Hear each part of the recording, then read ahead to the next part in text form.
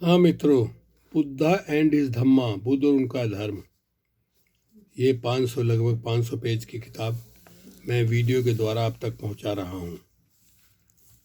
ब्राह्मणवाद के चातुर्वर्ण के नाम पर जिस प्रकार के समाज संगठन की कल्पना की, वह बुद्ध को सर्वथा अप्राकृतिक लगता था। इसका वर्गाश्रित स्वरूप अनिवार्य था और मनमाना था। वह किसी के हुक्म से रच दिए गए समाज के समान था। बुद्ध एक खुले और स्वतंत्र समाज के पक्षपाती थे। ब्राह्मणवाद का चातुर्वर्ण एक जड़ समाज रचना थी, अपरिवर्तनशील। एक बार ब्राह्मण के घर में जन्म ले लिया, हमेशा के लिए ब्राह्मण। एक बार क्षत्रिय घर जन्म ले लिया, हमेशा के लिए क्षत्रिय। एक बार वैश्य के घर जन्म ले लिया, हमेशा के लिए वैश्य। और एक बार शूद्र के घर में जन्म ले लिया तो हमेशा के लिए शूद्र। समाज रचना का आधार व्यक्ति का वह पद था, वह दर्जा था जो उसे ग्रह विशेष में जन्म ग्रहण कर लेने मात्र से प्राप्त था। कोई बड़े से बड़ा पाप कर्म भी उसे उसके दर्जे से गिरा न सकता था। इसी प्रकार कोई बड़े से बड़ा पुण्य कर्म भी किसी को ऊपर न उठा सकता था। न गुण की ही कहीं पूजा थी और न विकास की कहीं गुंजाइश थी। कोई भी समाज ऐसा नहीं है जिसमें असमानता ना हो। लेकिन ब्राह्मणवाद की बात ही दूसरी है। ब्राह्मणवाद द्वारा जिस असमानता के सिद्धांत का प्रचार किया गया है, वह उसका धार्मिक मान्य सिद्धांत है। यह असमानता अपने आप यूं ही प्रतिष्ठित नहीं की गई है। ब्राह्मणवाद समानता को मानता ही नहीं रहा। वास्तव में यह समानता के सिद्धांत का शत्रु है। ब्राह्मणवाद केवल असमानता से ही संतुष्ट नहीं रहा। ब्राह्मणवाद का प्राण क्रमिक असमानता में ही बसा था। समन्वय तथा मेल जोल की भावना की बजाय बुद्ध ने सोचा कि यह क्रमिक असमानता एक तो नीचे, उसके ऊपर, उसके और ऊपर, सबके ऊपर वर्गों में क्रमिक घृणा की भावना पैदा कर देगी। दूसरी ओर उसी तरह सबके ऊपर, उसके नीचे, उससे नीचे और नीचे तथा सबके नीचे के वर्ग में क्रमिक गुस्सा की भावना पैदा कर देगी और इससे समाज में स्थायी संघर्ष बना रह सकता है। सो देख ही रहे हम, चारों वर्गों के पेशे भी निश्चित थे। चुनाव की स्वतंत्रता नहीं थी। इतना ही नहीं था, ये पेशे कमोबेश सामर्थ्य या हुनर के हिसाब से निश्चित नहीं किए गए थे, बल्कि जन्म के हिसाब से। चातुर्वर्ण के नियमों को ध्यानपूर्वक समझने बूझने से बुद्ध इस परिणाम पर पहुंचे कि ब्राह्मणवाद की सामाजिक व्यवस्था का दार्शनिक आधार यदि स्वार्थार्जित नहीं था तो गलत अवश्य था। बुद्ध को स्पष्ट हो गया था कि इस व्यवहार से सबके कल्याण की तो आशा की ही नहीं जा सकती, सबकी स्वार्थ पूर्ति भी नहीं हो सकती।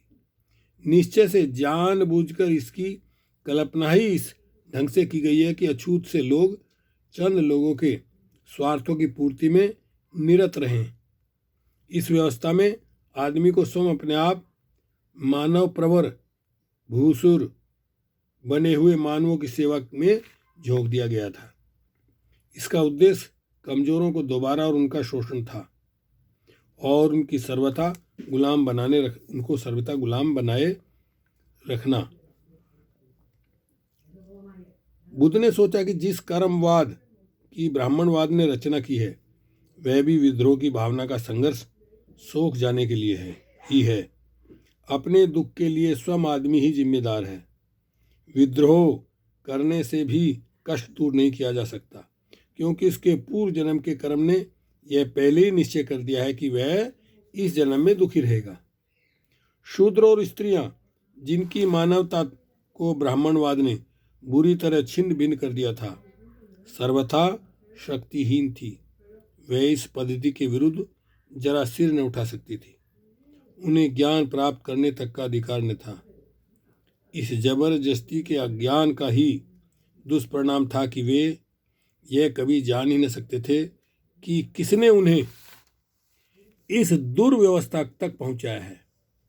वे यह जान नहीं सकते थे कि ब्राह्मणवाद ने उनका सारा जीवन रस सोख लिया है। ब्राह्मणवाद के विरुद्ध विद्रोह कर उठने के बजाय वे ब्राह्मणवाद के भक्त और समर्थक बन गए।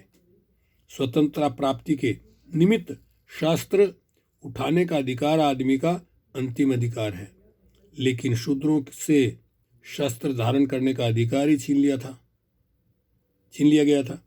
ब्राह्मणवाद के अधीन बेचारे शूद्र स्वार्थी ब्राह्मणों, शक्तिशाली क्षत्रियों और धनी वैश्यों के इस भयानक षड्यंत्र के शिकार मात्र बनकर रह गए। क्या उसमें सुधार हो सकता था? बुद्ध जानते थे कि यह भगवान की बनाई हुई सामाजिक व्यवस्था बताई जाती है, इसलिए इसमें सुधार नहीं हो सकता। इसे केवल समाप्त ही किया जा सकता है। इन्हीं कारणों से बुद्ध ने ब्राह्मणवाद को सद्धर्म का, जीवन के सच्चे धर्म का परम विरोधी मानकर अस्वीकार कर दिया। उपनिषद तथा उनकी शिक्षा। उपनिषद की वैदिक वाड्मय का एक हिस्सा माने जाते हैं। उपनिषद भी वैदिक वाड्मय का एक हिस्सा माने जाते हैं। यह वेद का हिस्सा नहीं है, यह श्रुति ब्राह्म से है। यह सब होने पर भी यह धार्मिक वाड्मय का एक हिस्सा है। उपनिषदों की संख्या काफ़ी बड़ी है। कुछ महत्व के, कुछ यूं ही, कुछ वैदिक सिद्धांतवादियों का ब्राह्मण पुरोहितों का काफ़ी विरोध है। सभी एक बात में सहमत थे कि वैदिक अध्ययन अविद्या का ही अध्ययन है। वेदों और वैदिक विज्ञान को सभी अपरा, नीचे दर्जे की शिक्षा ही मानते थे। वे सभी वेद और अपौरुषेय मानने के समर्थक थे। ब्राह्मणी दर्शन की ऐसी प्रधान स्थापनाओं जैसे यज्ञ और उनके फल, श्राद्ध और ब्राह्मण पुरोहितों के दिए जाने वाले दानों के महात्म को अस्वीकार करने में भी सभी एक मत थे। किंतु यह कोई उपनिषदों का मुख्य विषय न था। उनकी चर्चा का मुख्य विषय है ब्रह्म और आत्मा। ब्रह्म ही वह सर्वव्यापक तत्व है जो विश्व को बांधे हुए है, और आदमी की मुक्ति भी इसी बात में है कि उसके आत्मा को इस बात का बोध हो जाए कि वह भी ब्रह्म है। उपनिषदों की मुख्य स्थापना यही थी कि ब्रह्म ही सत्य है तथा आत्मा और ब्रह्म एक ही है। उपाधि ग्रस्त होने के कारण ही आत्मा को इस बात का बोध नहीं होता कि वह ब्रह्म है।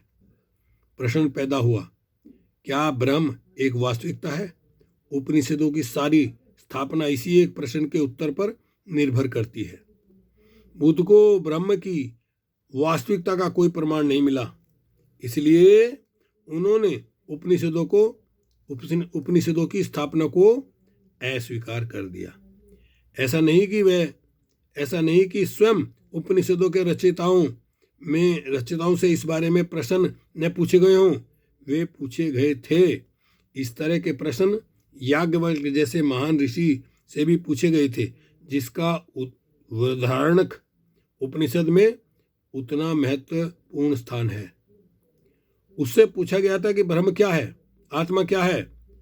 याज्ञवल्क्य इतना ही उत्तर दे सका था, मैं नहीं जानता, नेति नेति। बुद्ध को शंका थी कि जिसके विषय में कोई कुछ जानता ही नहीं, वह वास्तविकता कैसे हो सकते हैं। इसलिए उन्होंने उपनिषदों की स्थापना को ही बुद्ध कल्पना समझ अस्वीकार कर दिया। चलिए, इस प्रकार मैं थोड़ा थोड़ा करके ये बुद्धा एंड हिज धम्मा आपके सामने रखता रहूँगा। वीडियो इसकी बनाकर भेजता रहूँगा, आपको जानकारी होती रहेगी।